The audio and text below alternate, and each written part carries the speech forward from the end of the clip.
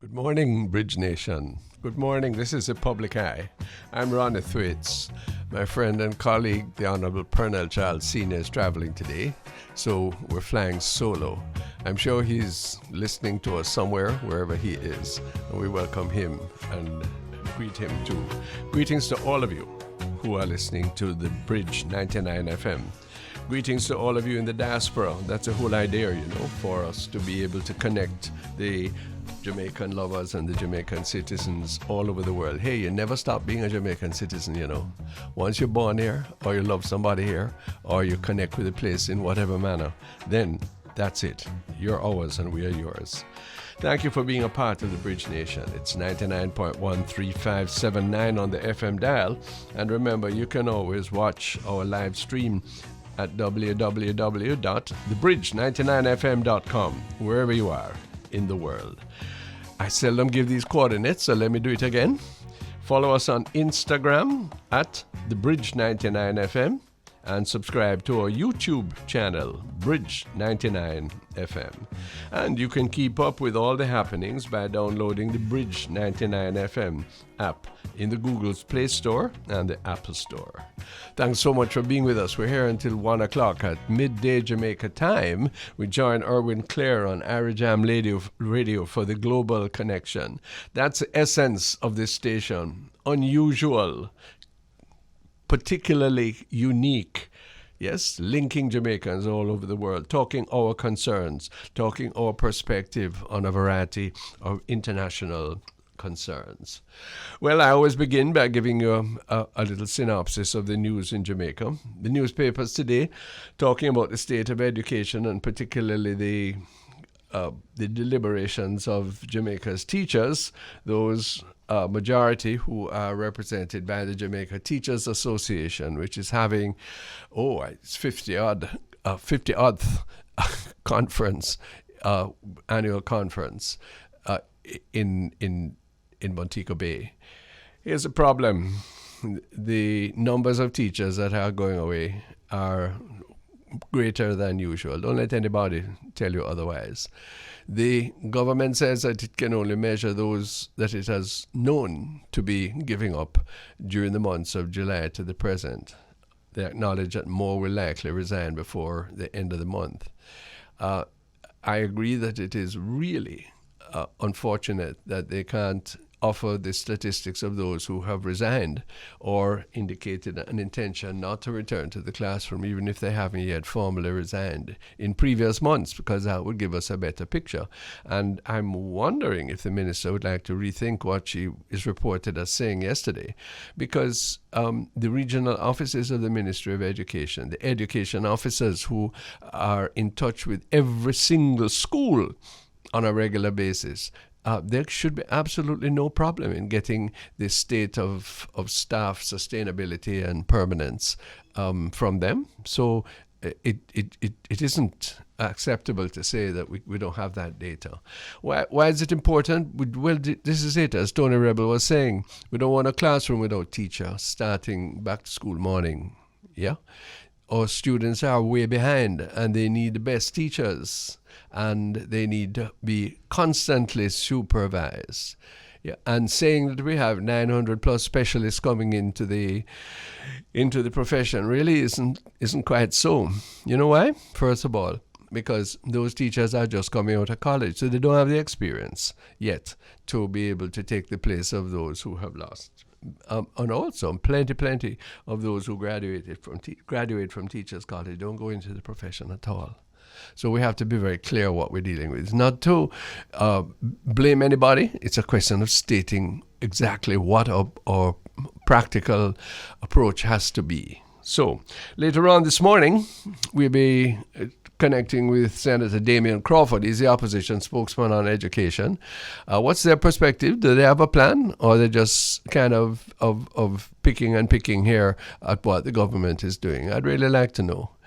Yeah, and so that'll be an interesting conversation. I hope you'll stay tuned for that. Remember, the Bridge 99 WhatsApp and text line is 876-551-5782, and the studio line available to you also is 876-676-4997. 6. Yeah, that's it. Another thing that's bothering us in Jamaica, we really just have to call it straight, is this foolishness about how our waterways are being polluted by the bauxite effluent. Hey, you know what, NEPA, water resources, please don't bother tell us that what we see on the TV as yellow water with foam on top, that no contaminant is in there, or no new contaminant. What does it matter if it's new or old? What it matters is that the water that the people of St. Catherine, of Kingston, the farmers, yes, have to use, so it affects everybody. That the thing nasty and dirty, and it's been caused by the bauxite effluent. And saying that you draw down the money, that they have caution money for instance like this, saying that you are suspending their license doesn't give us any comfort. We want to know what you're doing now to clean up the thing. Because whether it come from last time or this time or next time, and there's bound to be one, yeah, that is immaterial. And the people must pay money now. And when you hear the gentleman from NEPA, hey, Jamaicans abroad, they like stupidness, you know. Yeah, when you hear the man saying that it is the responsibility of the bauxite company to relate to the people in Kent Village and along the Flatbridge area there, what nonsense is that? They can't talk to them. Those people own the Russian people who own Windalco. Them no business with that. Them just go on with their business and making their money and pay the penny quarter to Jamaica and carry on. And look at the water. You cannot have an industry that continues over decades to do that. There is no benefit for Jamaica that can compensate for what is going on there. And where we start to samplify ourselves, what's the other word we use? Lamps ourselves. You still use that? Yeah, man, part of our language. When we are lampsing ourselves about it, and officials who we are paying to protect us are telling us it's foolishness, then it is egregious. You know, when somebody samplify you, it's bad, you know, Vaughn. But when you samplify yourself, it's worse. That's terminal. Yeah, so my view, clearly stated, Pearnel disagrees with me every time I say it. It's time to phase out the bauxite industry. Yes, it's time to make them revive the land. It is time to put our natural environment first place, the health of our people first place, rather than the interests of these companies and the revenue, significant, that they bring to us. It's the same thing like the tobacco business, you know. Yeah, you can say, oh my goodness, we're getting $9 billion or $10 billion a year taxes from people who buy cigarettes and smoke. Hey. But there is no other industry where half of the people who use it end up dead. So what are you going to do? Keep that going? Make the money rule you? Yeah? The money can help you when people get sick, when you have to pay for what goes on in the health system and you can't afford it. Money can pay for coffin and dead body prematurely. We have to run those people out of town, and they're the ones who are telling us that the international legislation that we are bringing in, finally, you don't know how much I push for that legislation is unfair to them. There is no fairness when talking with you, Mr. Carreras.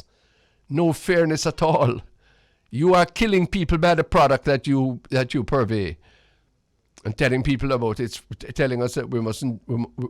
That people have freedom to do this. Freedom to do what? Freedom to hurt yourself in a way that impinges upon everybody who you deal with, and upon the productivity of the nation, and upon the direct expenses of the nation in terms of healthcare? No, sir, you have no right to do that. That's not freedom of commerce or freedom of anything else. Yes, that is evil. That is recklessness. That is conspiracy to kill. Challenge me now? Challenge me if you like. Yeah, and then you say, "Oh, but you are in agreement with reasonable advertisements stating the dangers of tobacco use." Huh? No, you're not. You're just a talk. And the same thing is true with the bauxite industry. When is Jamaica going to really decide we're going to stand up for liberty? We're going to stand up for health. We're going to stand up for our own well-being and productivity. That is what a community that is key does. When is the government going to lead us in that regard? Yeah. Which government, you say? Any government, every government. Gone past the ism and schism of the party thing now. You see, that has its place maybe. It's a declining place. And what we really want to do is to make sure that we're dealing with what is going to help people. So I'm really anxious that we should make those changes as quickly as possible. The bauxite people are nastying up the country. Yeah, they're demeaning agriculture. Minister Pearnel Charles Jr., step up and say something about this. Yes, some of the best agricultural land is being decimated. People are being plunged into poverty because of the rape of the soil in the bauxite industry. Yeah? So you are really, really to speak out in that regard. And just before we go for the break, I again notice on the cigarette issue, the tobacco issue. Here is the National Insurance Fund has a large shareholding in Carrera's company, that's the cigarette people. And so the company now is saying that they are troubled because this government agency has so much shareholding, which they may have to get rid of because the new legislation that is pending says that a government agency should not support the use and of tobacco. Well, National Insurance Fund, you have no business, no matter how profitable it is. Yeah. Who are you insuring? What are you insuring against? Don't you are providing dividends from your investments that are supposed to help people on pension and with disabilities, etc.? If that money comes from the use of from promoting the use of tobacco, is that okay? Yeah.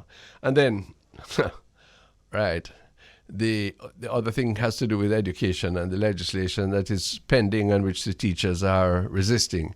But maybe I'll save that for when we come back with Senator Damion Crawford. This is the public eye. We don't hitch up. We don't scandal nobody. We talk it straight, always with love, but certainly with intensity and purpose on the Bridge 99 FM. Senator Damion Crawford, good morning. Good morning, man. Happy to have you. I'm well, thank you. Opposition spokesman on education, and boy, the portfolio is increases. Education and training and the business. Excellent, my goodness. And they're all connected, aren't they? They are indeed. Yes. Man whose voice and whose presence is well known in the Jamaican public life, and I think in the diaspora also. Damion Crawford, we're anxious to have the perspective of the opposition party on what is generally described as a crisis in education now. Let's start with the most immediate issue. It's likely, is it, that many classrooms in Jamaica's 1,000 public schools, 2,000 early childhood institutions, and 600 private schools will be without qualified teachers this September. Do you confirm that possibility? And if so, why has it come about, and what can we do about it? Yes, indeed. That's a stark possibility, and that's an important way to begin the conversation, because we are diminishing it to say we're discussing teacher migration. We're discussing the lack of learning facilitation due to the lack of teachers. So it is the outcome of the student that we are most concerned about, not the decision of the individual, the teacher.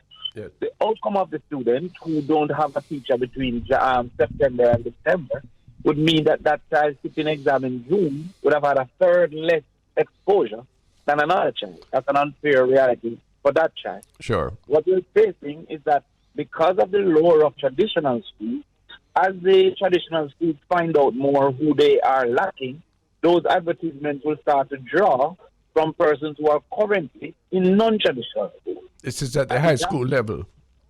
Sorry? This is at the high school level.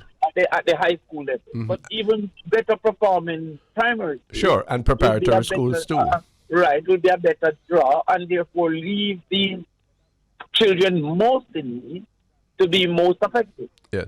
Because if I was at, let's say, Haile Selassie and Arden is in need, I would be considering that shift, especially if I'm teaching sciences in a lab that is non-existent currently at my school, for example. Understood. So those situations will cause for a negative impact, which is exaggerated by the fact, Minister, that there was a period of 2 years that many of our children would have suffered learning losses. Yes. So the impact is multiplied because we need to catch up first of all, and they would be further delayed instead of catching up. Yeah. So, okay, this is a national calamity, one which I'm grateful to you for setting it out the way that you have, because I think many Jamaicans are in denial. Denial because they never expected better. Denial because they are duped by those who tell them, boy, it's not really so bad. Or that it soon take care of, when in fact it is getting worse, not better, because interestingly about the migration of teachers, and you will tell me many other factors that are uncorrected. Yes, indeed. So we have now where we don't have enough books from the rental program. Some schools are suggesting that 40% of their children will not be able to get all their books, and some are suggesting that some will get no books. In fact, having interviewed some principals, there is a practice in some non-traditional schools who don't have the resources of the alumni to do their own repairs, etc., for teachers to be securing books for their better students. Yeah. That is a system that a society cannot find to be acceptable and reasonable. And because the inflation within our society, the general cost of living has gone up so much, it means that people will be prioritizing food and medicine, and therefore cannot be asked to subsidize government in providing the books that the government had guaranteed. Well, let me unpack that a little. First of all, government does not guarantee all the books that are necessary. Secondly, very often, and still, despite all efforts, many more books are prescribed than are in fact necessary. Yes. Indeed. And thirdly, we don't take care of the books and treasure them. Rather, we discard them and therefore have a greater cost. And in terms of priorities, I share your assessment that many parents are simply saying, I cannot buy books. Yes. This time. But then you have the Ministry of Education in an inexplicable priority setting. Maybe you can explain it. That prioritize grooming in schools over the provision of the materials that are going to aid learning? What is that, Damian? And to suggest that in time we will have the book, as if there's not a time constraint for the student to immediately have access. It cannot be reasonable for a Minister of Education to say we are currently seeking books and in time. Our children, is that time January, and what do they do pre-January? And I'm speaking as a person who had experience in teaching. Yes. When a classroom has no books, Yes. 10 minutes of your time is to write the homework on the board. Yes. So you have 40 minutes to teach the child. You're taking 10 minutes to write out chapter 21 worksheet for them to write off and go and do their homework. It means that child gets 30 minutes of tutelage instead of 40 minutes of tutelage. I wish to alert our listeners, and I'm sure you already know, that there is a World Bank study of a few years ago that indicates that some 40% of teaching and learning time in Jamaica is spent on issues other than teaching and learning, Damian. Indeed. That's my experience. Now, if that is the case, we are back already, and we're pushing ourselves further back when we introduce these other impediments to effective learning. Well, I can tell you, sir, from experience in a non-traditional school, that my class was after they had laboratory. They had to then go to the class that was going into the lab to take chairs out of that class and carry. So we were basically swapping chairs. It would take 5 to 10 minutes for that to happen and to get settled. Having gotten settled, you have 53 children in the class, with 40 minutes of which 10 minutes have already gone for finding chairs. And the last 10 minutes is to write the homework on the board, because none had a geometry set, none had a calculator, and none had a book. In between, there was a fight next door because no teacher was in the class. There's a fight in your class because there's no guidance. the class is overcrowded. And there's a fight happening because many don't even understand what he's saying. When he said the ear of a circle is 5 hours square, he only wants a piece of the pie. He hasn't eaten from morning. So by the time I finish, I've imparted 10 minutes of knowledge in a 40-minute session. That can be sensible, especially when those children are behind. Okay, but these are realities that we have. You touched on one which is even most primordial, and that is the fact that we know that 30% of our children, it's probably more now given present circumstances, come to school hungry. Yeah. Now, unless there is you satisfy basic nutritional needs, you can throw the possibility of learning out the window, sir. It's impossible. Again, another experience. Then I'm down to high school. I went to teach math for a day. 10 a.m. on a Monday. We had 27 kids to do CXC math of a cohort of 200, by the way. And a child had her head on the desk that she didn't eat. She had quote-unquote gas. The other 26 children knew the solution, which was to drink a soda. No way that child can learn throughout the day. Yeah. So, and these are things government has not sought to address and has, as you said, focused incredulously on grooming. Okay, but then now we're going to talk about solutions after we come back from the break shortly. But I remember when you served as a member of parliament, you provided remedial lessons, private lessons, without a cost. This is a huge industry. Is the private lesson industry, is the voluntary help that persons like yourself used to give, is that an effective remedy, or really is that a gesture which is very well meaning but can't cover the gap? What do you say? It is a possible remedy, but that is why we recommended a department of volunteerism to coordinate persons like myself, because I might only be able to do Mondays. However, the child needs Monday to Thursday. There may be 3 others who can supplement, and if given the exposure, we would be willing to do. I recommended to the minister, Ronnie, that we do telephone tutorials for those who are having difficulty with reading, so that I can get the material, call a student for an hour, and I assign the student, and we go through reading with the material they have and we have. 20,000 of us are available easily to give an hour. Wow. But that must be coordinated. And that has not been done because we are more focused on the grooming side. When we come back from the break, let's talk about the way in which we can help the critical situation which we've spent the first segment of this interview to outline. Let's talk about the measures that have to be financed and the measures too that can be garnered voluntarily. Senator Damion Crawford, the opposition spokesman on education and himself a teacher, soon come. It's the public eye. Senator Damion Crawford, the opposition spokesman on education, is our guest. Thanks, Damion. Listen to me. But what is the PNP saying? Because Jamaica is spending a whole heap of money on education. Are we spending it wisely?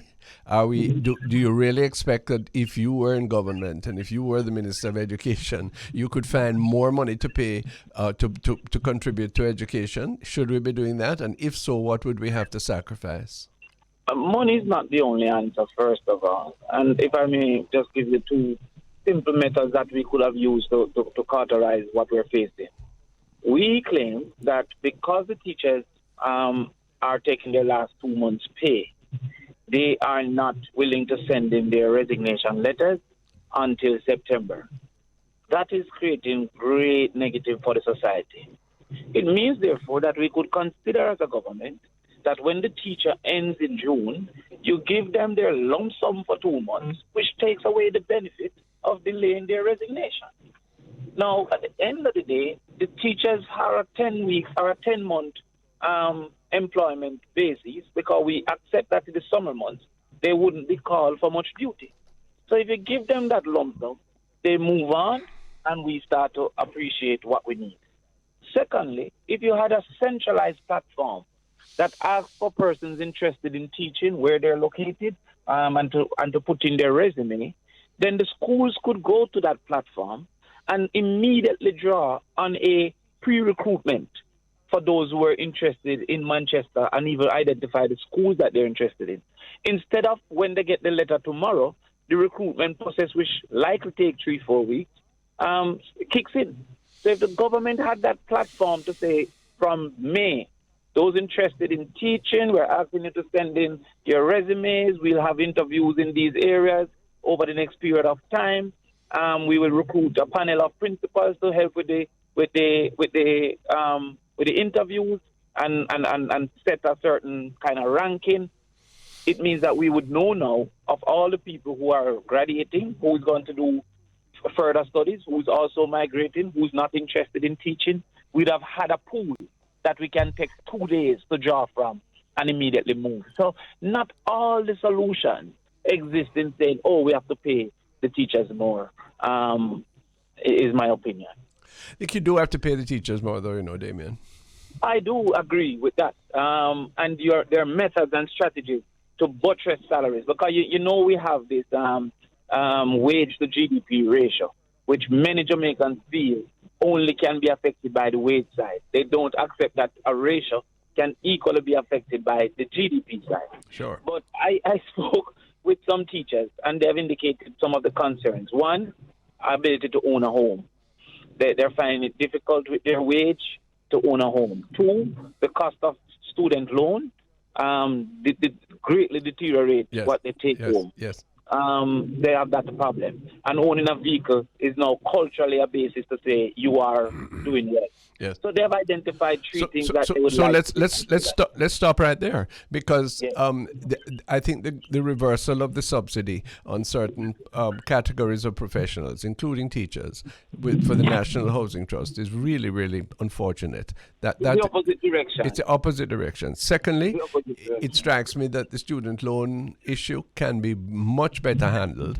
I love that idea that I think emerged from Basil Wade some time ago. I think you have endorsed it, of preparing for tertiary education, a joint effort by families as well as by an initial investment on government's part.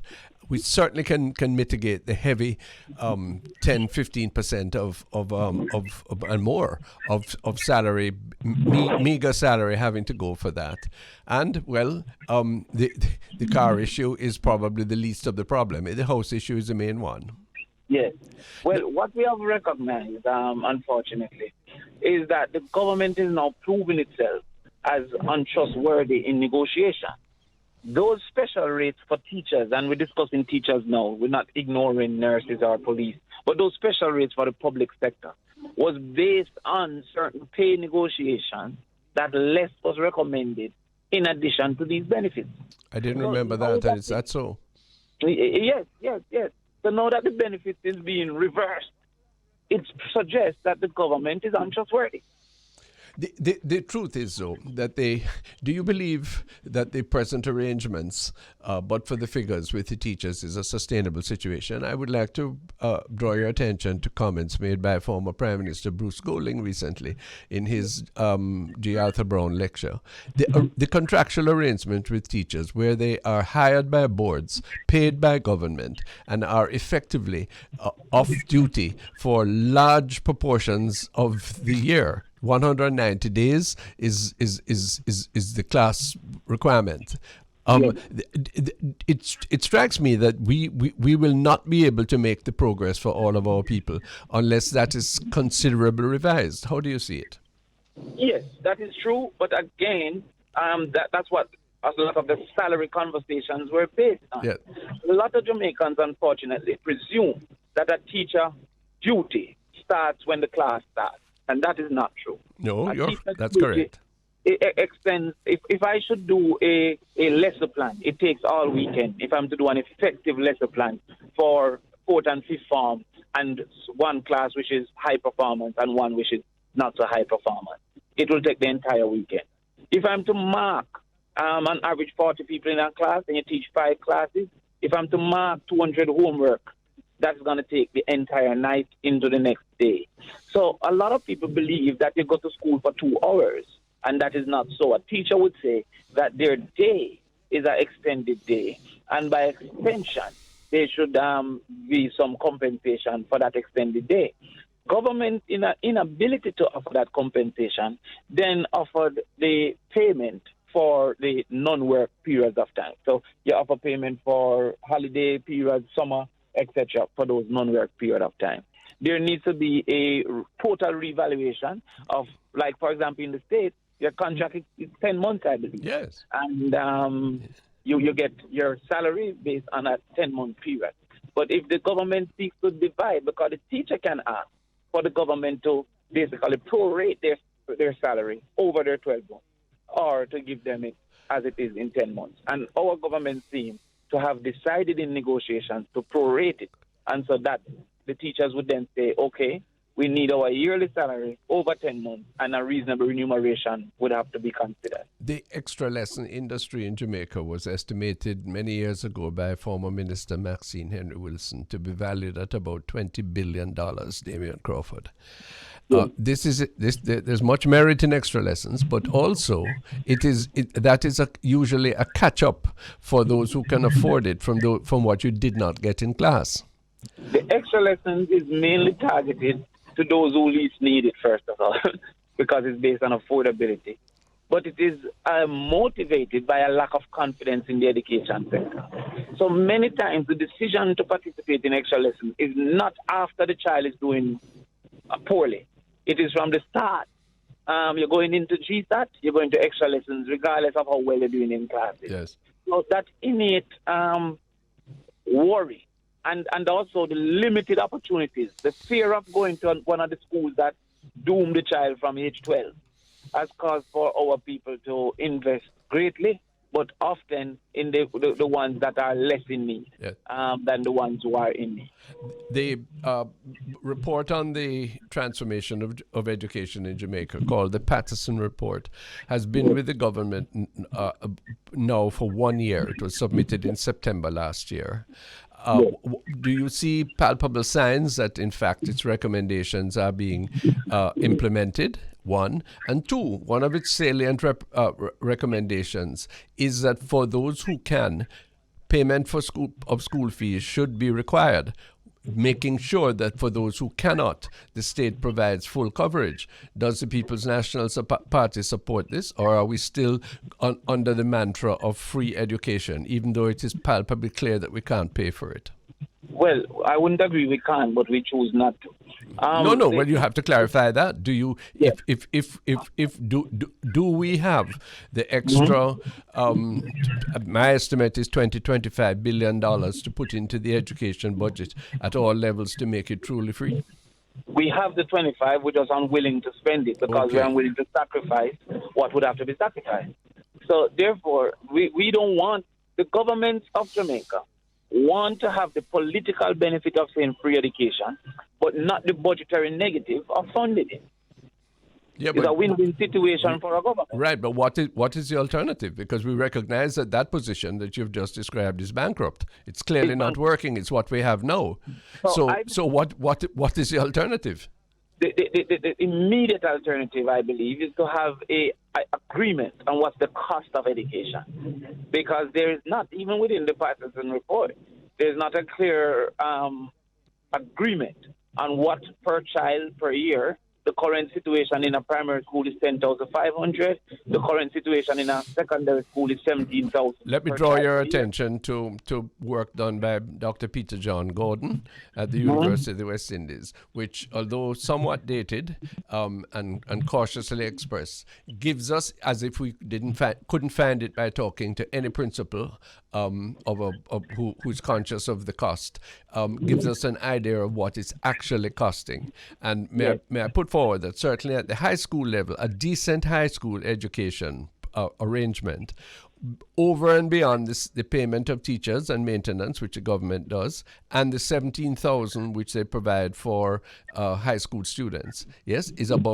somewhere between $50,000 and $90,000, probably closer to $100,000 now. Where is that to come from, Senator Crawford? I interviewed over 30 principals. The lowest they suggested was $40,000. There you go. Per child. That's the lowest. Right, I agree. And if you look at the code, the teaching code, the school have greater duty than mathematics and English. Sure. And to expose the child to certain talents, etc., etc. So with that, the government cannot claim that it is giving full funding, which is the basis of free education, full funding by the government. We know that. And give 32% of what the principals at their minimum believe is necessary. So when we come back from the break, Senator, please help us now as we in the last segment. What are the steps that are to be recommended going forward? Because we've done necessary analysis. It's been extremely helpful, but we really have to have the remedy going forward. We soon come, Senator Damion Crawford, the opposition spokesman on education. This is the Public Eye on the Bridge 99. This is interesting. We want to conclude with some really positive recommendations before the midday hour. Plenty of people abroad, work their soul case out to send a barrel, to send some money around this time to keep their own picnic or their friends' picnic or many in schools, students in the schools that they went to. Yeah, the amount of sacrifice that comes from the diaspora is very significant. So what you say, Damian? Globalization has overtaken us? To the farm. Yes, okay. Yes, but I can't understand as a society. By the way, somebody, just interrupting you, somebody was cussing you the other day and said that you should be known as the goat man and the egg man. I consider those to be descriptions of honor. I took it that way, thus I didn't respond. Yeah. But what bothered me was not the insult to you so much as the mentality of the person who could possibly say this. Yes. I presumed he was asking for training in the area. So Hush, go ahead.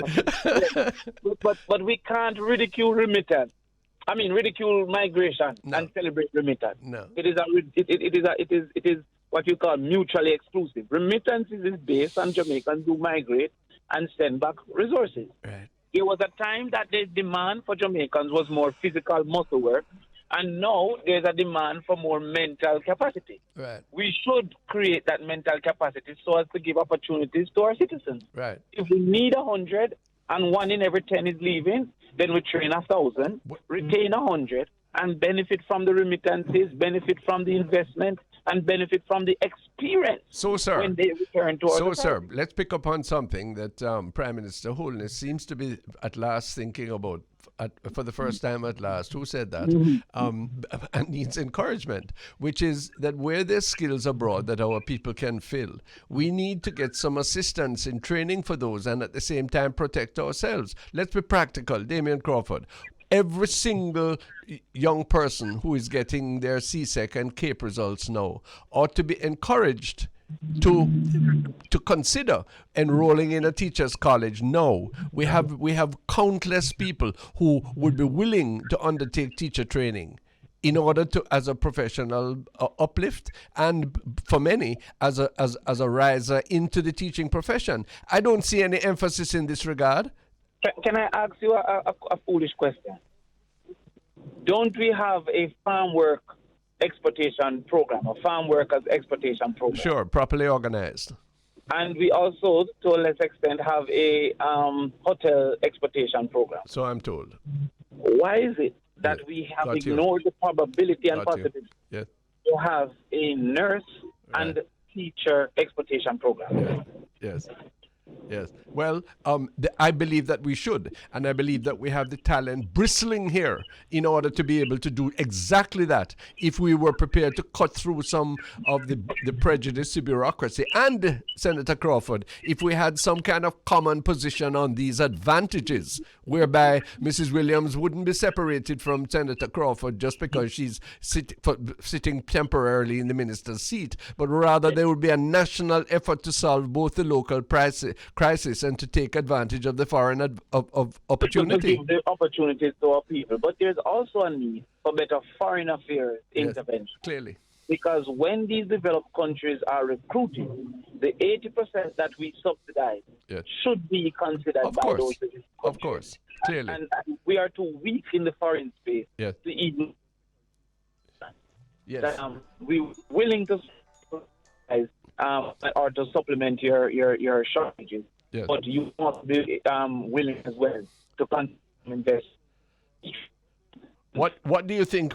You're fading again, so get back into the previous position you are to conclude the interview. But tell me, what do you think are the measures that we can take to ease the anxiety that parents are feeling right now, that school leaders are experiencing? We need to have some short-term as well as some medium-term fixes. I think immediately we can use technology in the book rental program. I'm coming from a life where we used to buy half a bread or quarter of bread, big July, and half butter. Now, for to buy a chapter at a time. If child is using that at a time, we'll enough. Making sure I'm hearing you. Chapter at a time for the books. Come to some arrangement so that everybody has at least the chapter that's being used, rather than the capital expenditure for the whole book, which they can't afford. Exactly, and it only takes a code. So when I'm using a paper now for the university, I don't hit the journal. I put in the code and I get the section of the journal that I need. Well, no, that's one important thing. The second, may I advance a suggestion? We have master teachers in all subjects, especially in the ones where teachers are scarce. Surely we can take your idea of telephone tutorials, use free-to-air television, use every single medium to get those people doing tutorials for everybody in ways that doesn't supplant the classroom teacher, Damian, but supplements what may be the lack of greatest expertise in those areas. Surely that can work. Yes, that can work for sure. The other thing I think we can do with creative efforts is to engage the private sector, especially for vocational subjects, and say, can you relieve this person willing to volunteer for 2 hours on a Thursday? Sure. So that certain electricians, etc., can then part-time and come to teach some of those courses, because they're getting so much pay now that teaching will never attract some of these skills on a full-time basis. Sure. I'm sure there are some engineers, there are some actuaries, there are some persons with myself would be willing to go on a Thursday for 3 hours and teach a mathematics class. If we utilize the citizens, they're not as selfish as we believe in. No, they aren't, and it's actually to their advantage in order to have this training done. Which takes me, Senator Crawford, to the question of the allocation of the HEART money. HEART Trust, for inexplicable reasons, has been moved from the Ministry of Education to the Prime Minister's office. It continues to train people at level 1. And some at level 2, but and to take the 3% money from employers, although we say we favor apprenticeship, that is the stepchild, the bastard child of the whole thing. Are you in favor of what goes on now, or would you suggest a radical rechanging, as Patterson does, of the money used for vocational training? Well, with the 7-year experience, no, I believe that it offers an opportunity to do vocational training right in the secondary school entities. Yes, good. But I agree. You said Mr. Golding, former Prime Minister Golding, who I had a chat with the other day, suggested that the teachers as a employees underutilized. You know what is really underutilized? The infrastructure of schools are underutilized. True. So even schools within communities, I mean, a school door should not be closed until 10 o'clock in the night. Agreed. With all the people that have not gotten the benefit of education to this point in time. So HEART could also fund some evening school opportunities with those type of things, because one of the problems with HEART is the cost, the boarding, etc., that it would take to get to the HEART center, while a lot of our primary schools and high schools were geographically placed to be in close proximity to our main community. How about a rethinking where what you do is don't collect the 3% from the employers, provided that they are offering programs of training within their enterprise, and the role of HEART is to supervise and certify that, Senator Crawford? I've always preferred the claim back method than the don't collect method. Yes. Because you don't have to prove that you have done what you claim you did. Yes. So I wouldn't mind to be able to claim my if I was doing farming training on the farm. Yeah. To claim it back at the end of the year. But all kind of books and mathematics chicanery will happen if you just don't pay. So I would prefer that.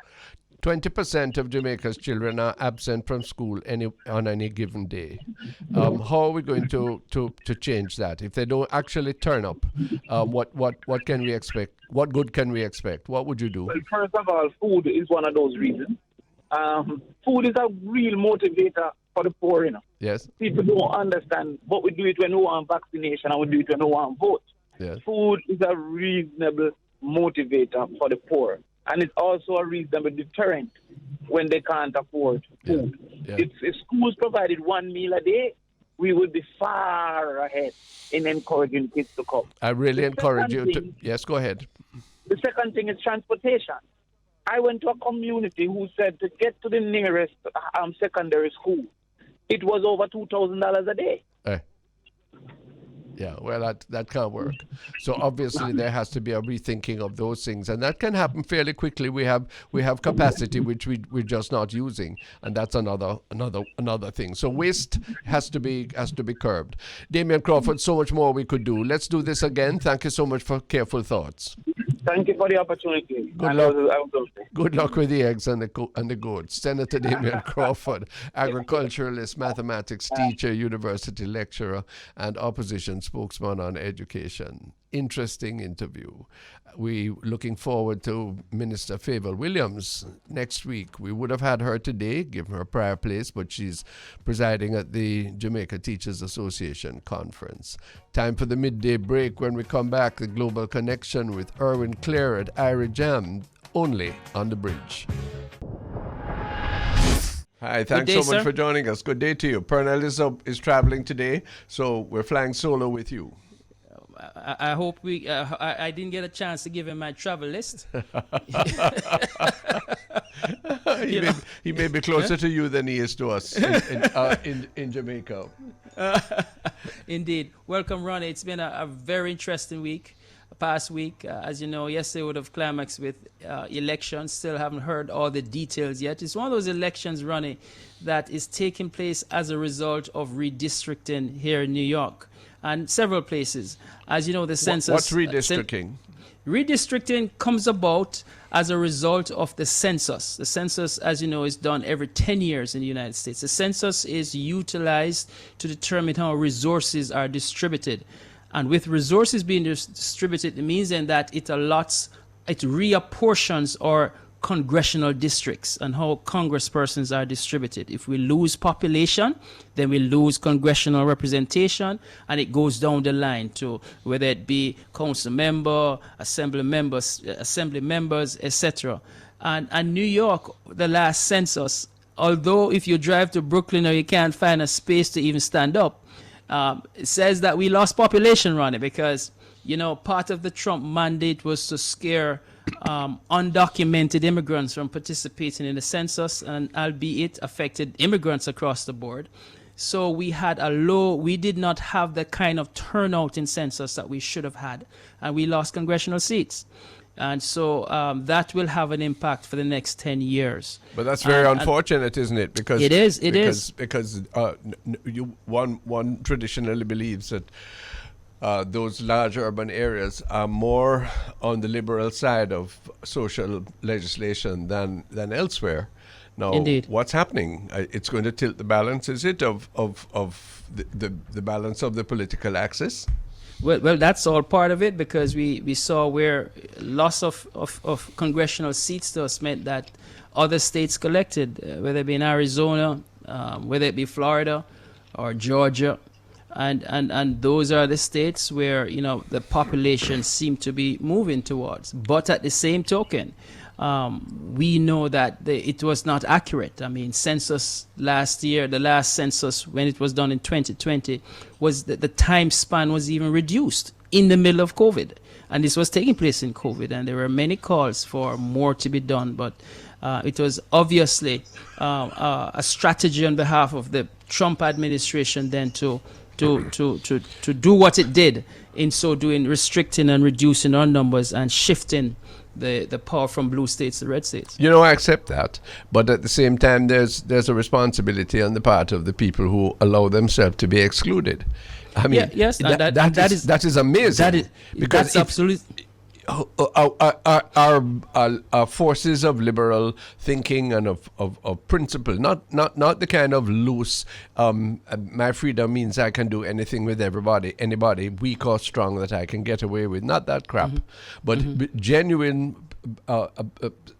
defense and promotion of human rights, of principles of better equality, all of those good things. If they're going to sit down and expect that their pathway to achieving state power is going to be facilitated by those who are diametrically opposed to that, then the battle is really, really lost, Erwin.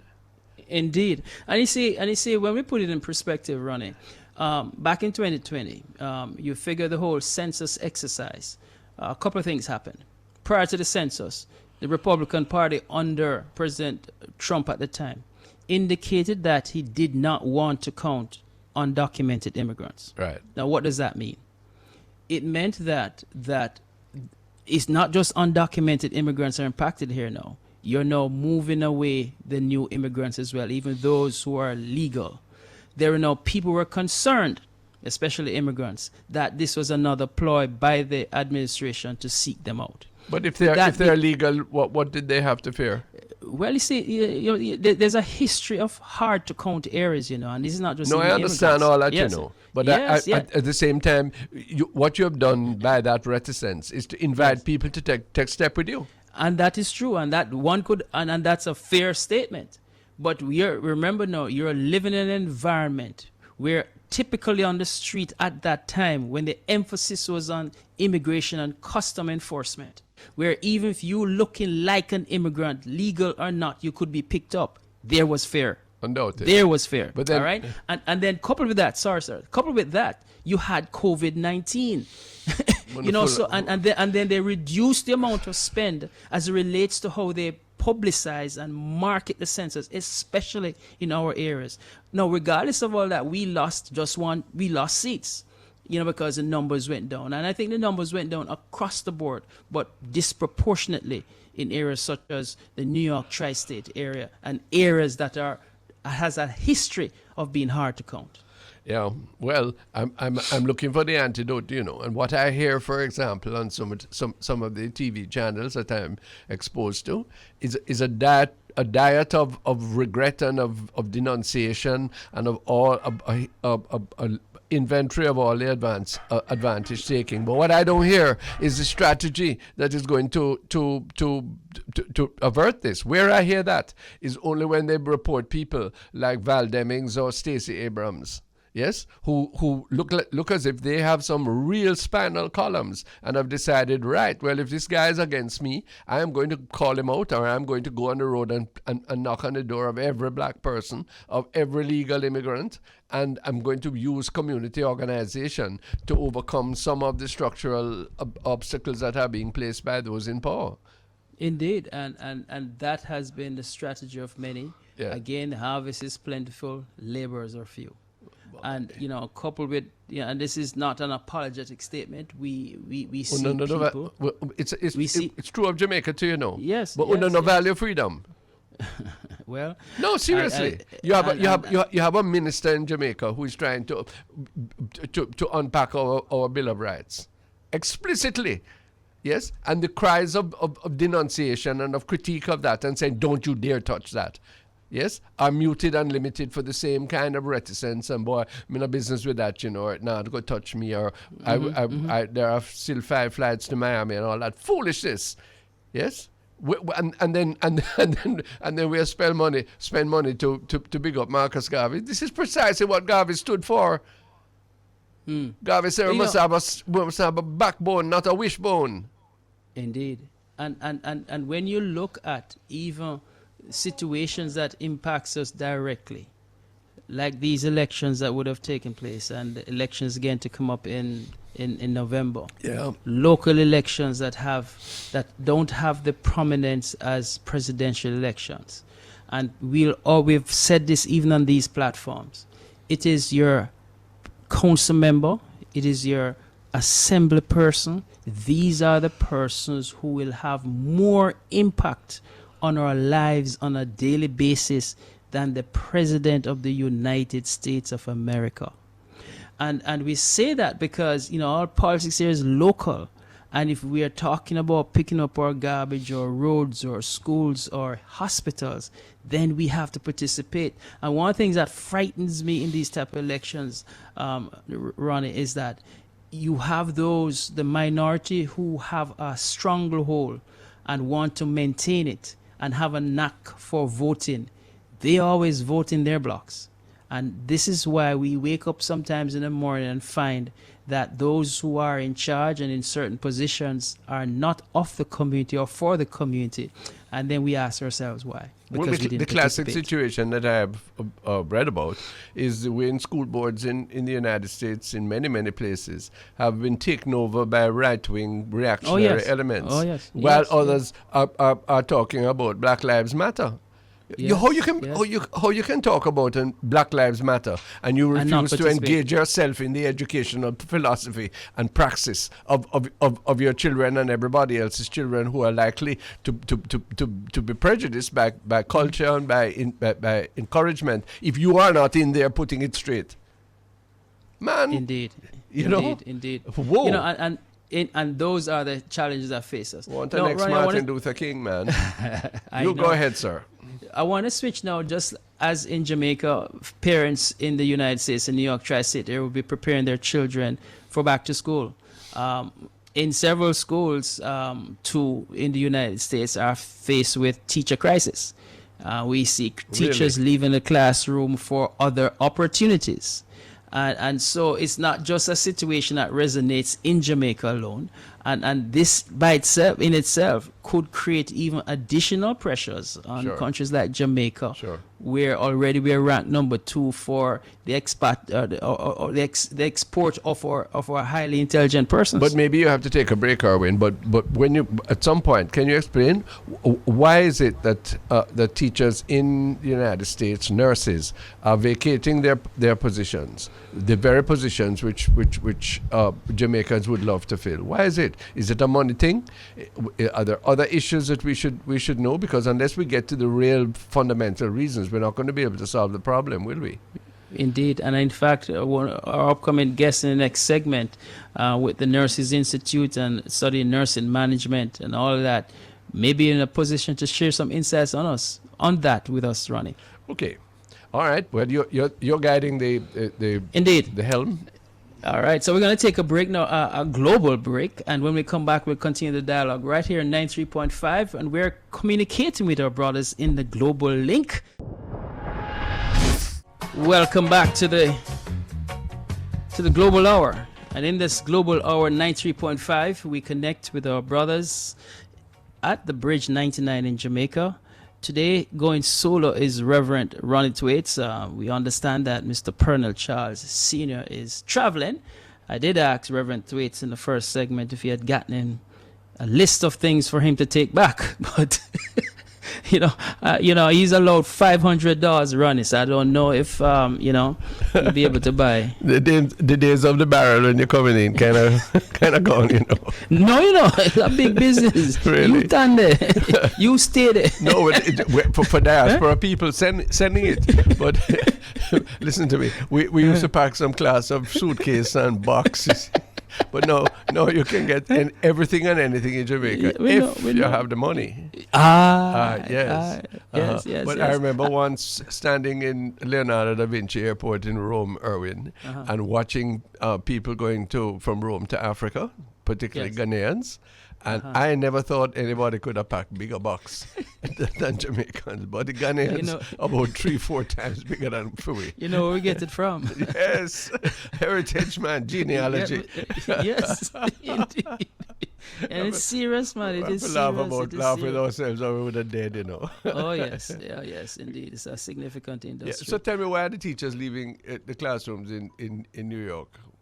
From what we're gathering, it's burnout. COVID, I guess, readjusts people's lives, and they're looking for different opportunities. Teachers' pay scales here by United States standards are still considered low.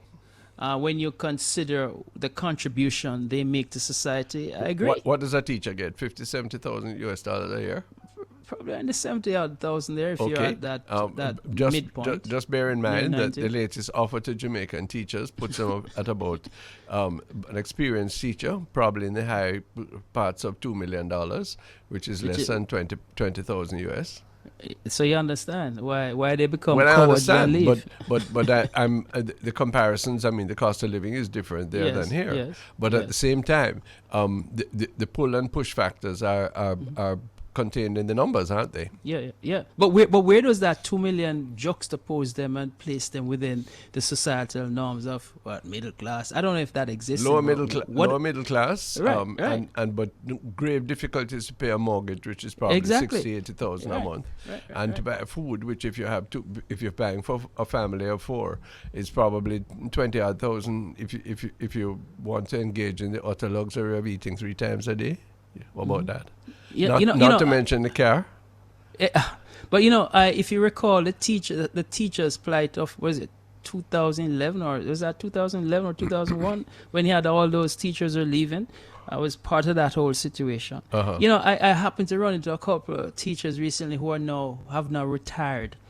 And they in reflection, they had, they were happy they did what they did. Because one happy in they particular, migrated to the US? Yes, because they now have the largest of their homes, not only in the United States, but in Jamaica paid for. And now went on, got their second degrees and all that. And I said to a particular teacher, so what is he going to do now? And this particular teacher said, you know what? I'm helping out my alma mater, the school to which I used to teach at.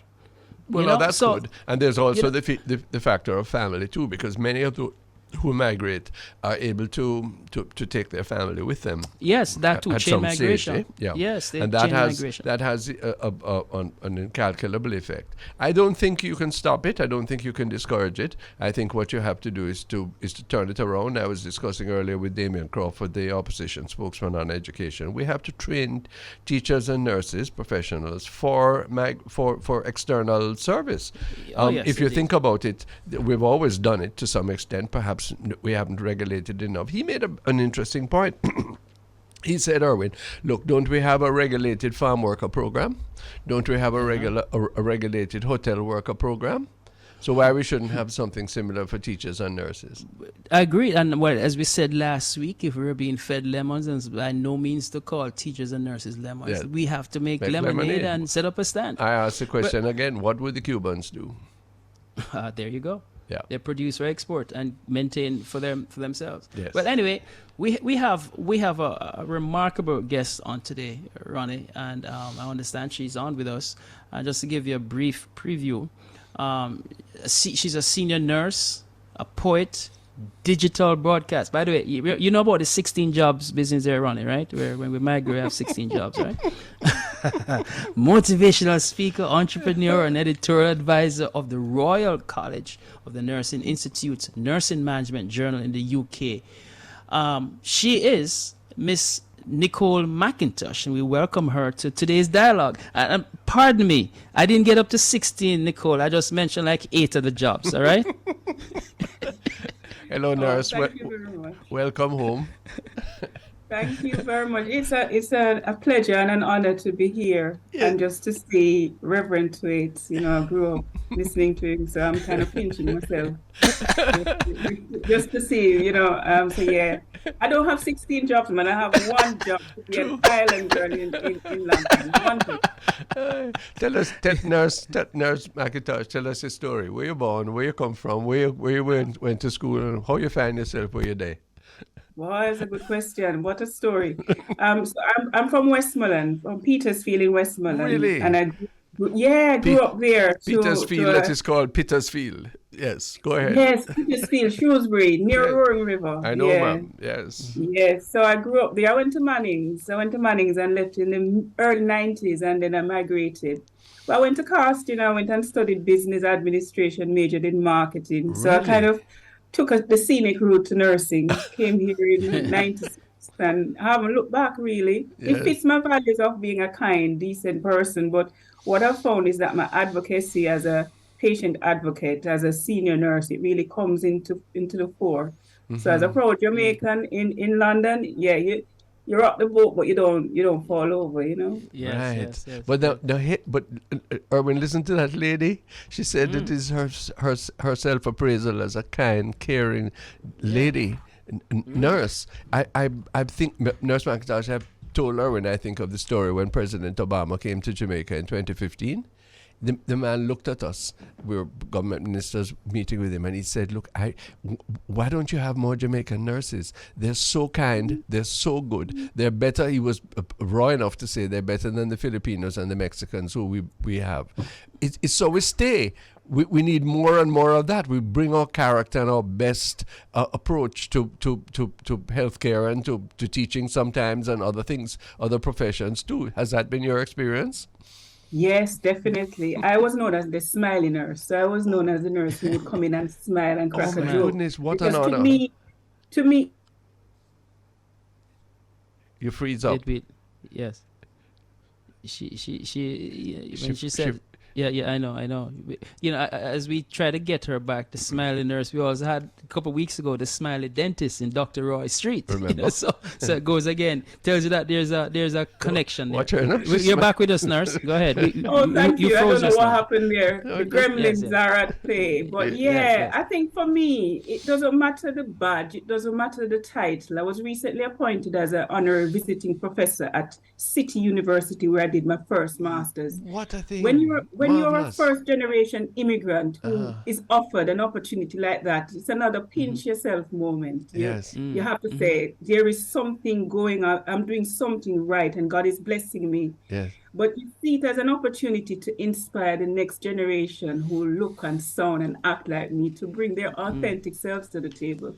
You don't have to fit in. You can stand out. And you can be kind and you can get ahead in life. So I'm kind of sometimes outside. Yes. Like I used to in boat running my own race, you know. Right. That's excellent. Nurse, let me ask you this. Nurse. Your decision to migrate. Yes. How did that come about, and how was the adjustment, the transition? Right. So the decision to migrate was me finishing CAST at the time, just a year before it became UTech, with a diploma in business administration and marketing, applying for bank jobs and being told, you're too qualified. We can't take a chance and you're going to leave. Applying for hotel jobs and being told that on a Monday night, there is something called the managers. I can't remember the term they use, where they have a cocktail party for managers, where young girls in the hotel would come in and just showcase. And I just thought, this is not for me. I'm a proud Maroon. So even though I look like a pussycat, I self-identify as a tigress. And I just thought, there's no future here. I'm not getting the opportunities that I need. So my boyfriend at the time, who is my husband now, was coming to the UK. And I didn't have anything to lose. And I thought, let me come. And when I came, they were looking for nurses. And I thought, this is my opportunity to do something different, to help others. I am motivated by helping others, especially when they're at their most vulnerable. You know, when patients need someone kind, when they can't speak for themselves, that's where I come in. Let me. I'm going to tell you where I'm heading with this conversation in a minute. So you find yourself in a position now where arguably you can be of more impact to Petersfield than when you left. Definitely. Right, In so many ways. And you see that thing called social media? I use it to flatten the hierarchy. I enjoy when people from my district who knew me as a child, who when they see me do interviews, they said, but you are the most quiet person. I didn't even know you could talk. When they reach out to me and say, I have a daughter or a son who is considering nursing, can you send some information? I'm accessible. I'm very accessible. And I love that. I love to bring people up. I love when people use me as an example of someone who is an introvert by nature, stepping out of that introverted space and helping others. To me, humanity wins. So I can give back, but I like to give back in a very dignified way. You wouldn't see me taking a picture of me giving back. I give back quietly. Oh, Other Lord. people will make the fuss, but I give back with dignity Yeah. because I think the people who we're helping, Yes. they don't deserve for you to be plastering them over social media. Yes, ma'am. Help Say them that quiet again. them, man. Yes, yes. Say that again. But I'm short of words today because so people must live, Erwin, Nicole. Yes. This is how this is the essence of our being. But where you learned that from? Is what kind of family you come from? My father is a retired head teacher. Ah, Old school. Yeah. Old school. yeah, Yeah. The type of head teacher that you would fear. yeah. But what he taught me to do was to believe in myself. And he taught me to help people without showing off about it. Look at that. And he taught me to know my own mind. You see this thing called friend and one bag of friend? I don't ascribe to that. I'm a loner. I'm a lone wolf. Uh-huh. So I know my own mind. So where some people have to sense check everything and what you think. No, I wait up. I have discernment. And I pray a lot, I pray a lot. And Thank God. I don't do anything in a rush. I kind of wait up and see how I feel. And because of the marketing thing, this thing called post-purchase dissonance where you buy Lord. something in a rush and then you regret it. No, I kind of think, oh yeah, it's a lovely opportunity. Let me get back to it. So I'm quite measured. To take myself away and kind of think about it. So this thing about helping people, because I'm so quiet and I was so shy and reserved, I easily shame. So I don't want to do that to others. I always think about how I treat people is how I want to be treated. So I want to be treated with kindness and humility and grace. But and this is dignity. the So essence of the Jamaican personality. This is the essence of the peasant culture that people crafted Yes. out of nothing after Yes. slavery and created a sense of reliance, a sense of community, a sense of bonding and interior fulfillment.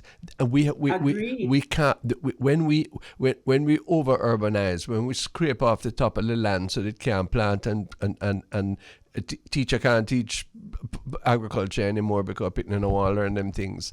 All of these things are eroding some of those huge virtues that Nichole McIntosh is telling us about, Erwin.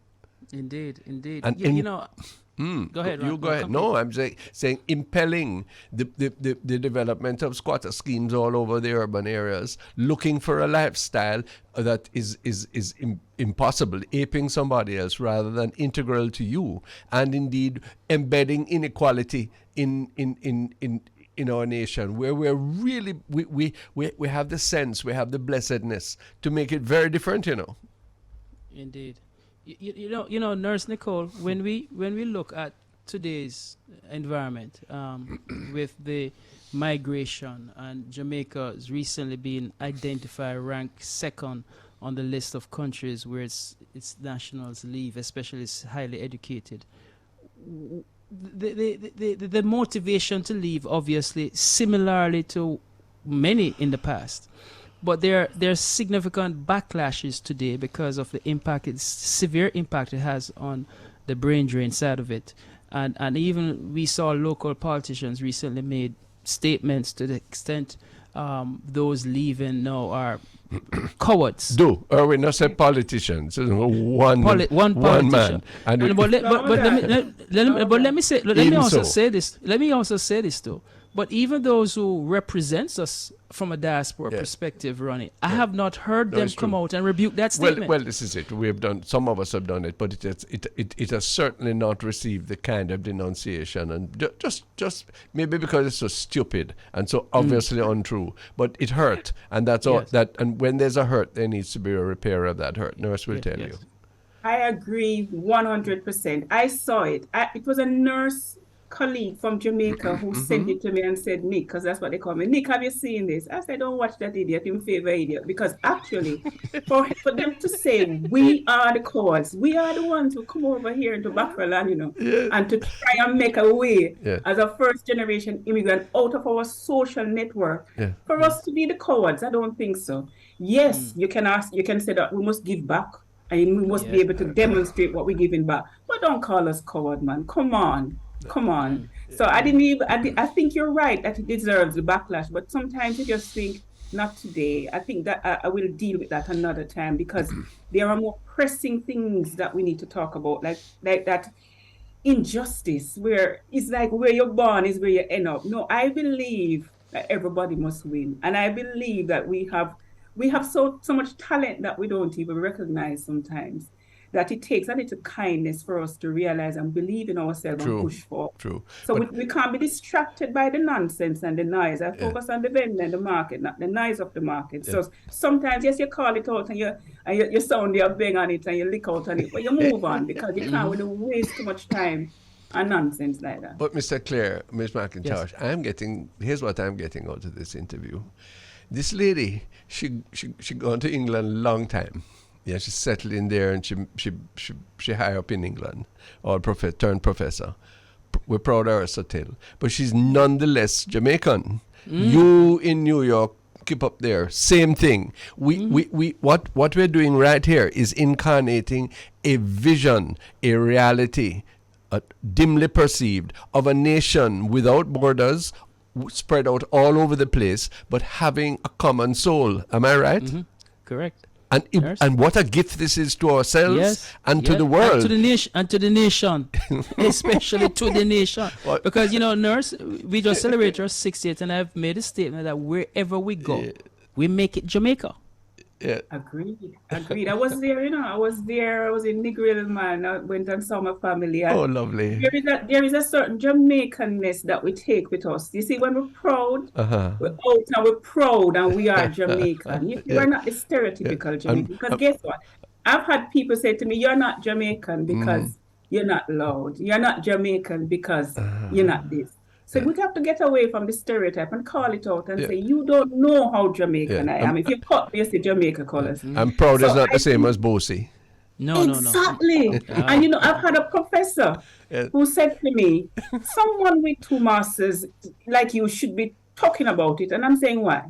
I enjoy when people take me for an idiot. I really enjoy it when people look at me and think, yeah, she can barely read. I love it because I get to size you up and I get to deal with you accordingly. So if you want to take me for an idiot, I will keep quiet and make you take me for an idiot. But you see, when I open my mouth, you're going to say, oh my gosh, I made a mistake. Because remember, as I said, I self-identify as a tigress. So I am all about advocating for people who are on the outskirts of society, people who feel they don't have a voice. Mm-hmm. And even if my voice is shaking, if I'm even the only black face in the room, trust me, you see, if certain things are said, I dig deep and I find that moral courage to say, hang on a minute, that's not right. That's unacceptable.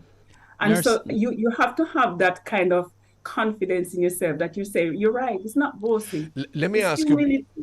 I want to ask you. Hold that point from a You have to take the break? Yeah, we have to take a break. When you come back.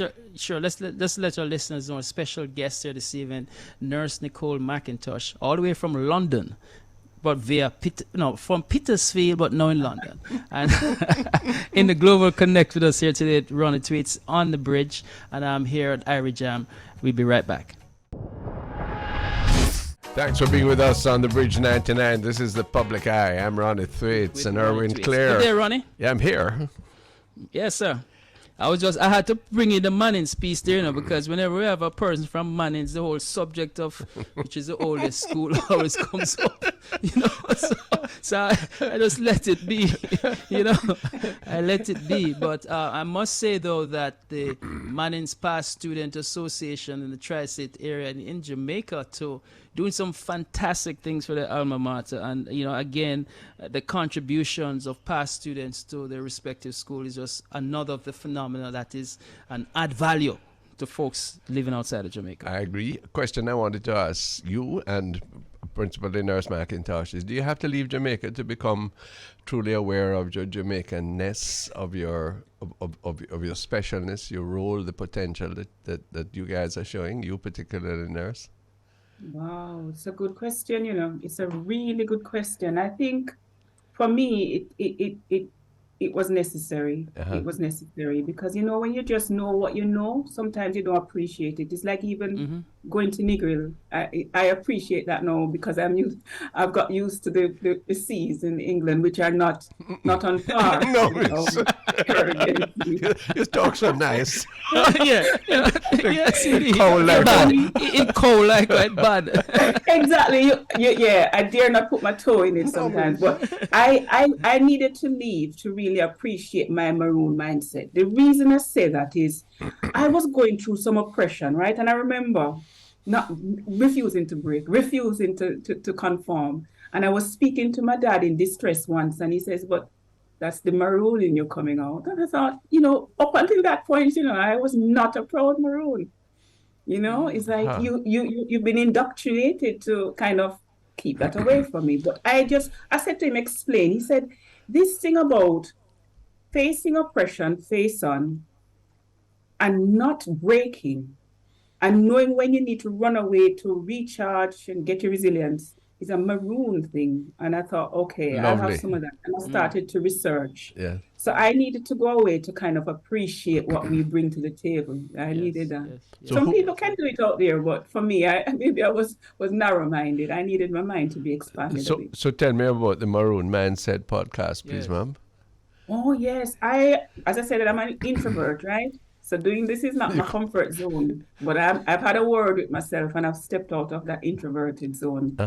And I thought over the pandemic, I needed to I was getting calls from people on the front line about what they were going through. And I was a senior nurse at the time, so I wasn't on the front line. So I had to find a way to capture my emotions and use my voice. And I set up this podcast, and it was named as one of the top 20 nursing podcasts. Really? Not surprising. Just someone, exactly, just some introvert meddling in the extroverted space, and people recognize it. And I think it's because I talk about things like the George Floyd killing and what my takeaway from that, which is I will never undersell myself again. As a Black person in a white man land, sometimes you won't apply for a job because you think you won't get it. But after George Floyd and everybody was doing this big awakening about, I didn't realize that you guys didn't think that we valued you. And I thought, come on now. I have been underselling myself throughout my 22-year career. I'm going to stop doing that. You see, if I see a job and I look at the person's specification and I meet the criteria, guess what? I'm going to apply. Good. Before I would have not applied. So I think for me, it was about me kind of saying, as a proud Jamaican, look about with hello. I'm going to show you what I'm made of, and I show you where I see myself. Whether or not you give me the opportunity because you hold the power to get there, that's on you. But what's on me is valuing myself. Indeed. Nurse, let me ask you this. How is it important from your perspective for leaders like yourself in the diaspora to connect with fellow Jamaicans with probably opportunities at home, even abroad, and inspire them to move on, to step up their game? I think it's important, and I would welcome if you had any networks that you wanted to put me in touch with, where there are young people who are, aspiring for greatness, aspiring to excel, aspiring to get some upward social mobility. If they wanted to kind of have someone where they can, correspond with and just say, I don't understand this. This is where I see myself in 5 years, but I have no idea how I'm going to get there. I'm happy. I'm happy to give back. I'm happy to do things on the low key. But look at the alchemy of this, of what you've done today. I had no idea about this, of course. But here is Erwin in New York.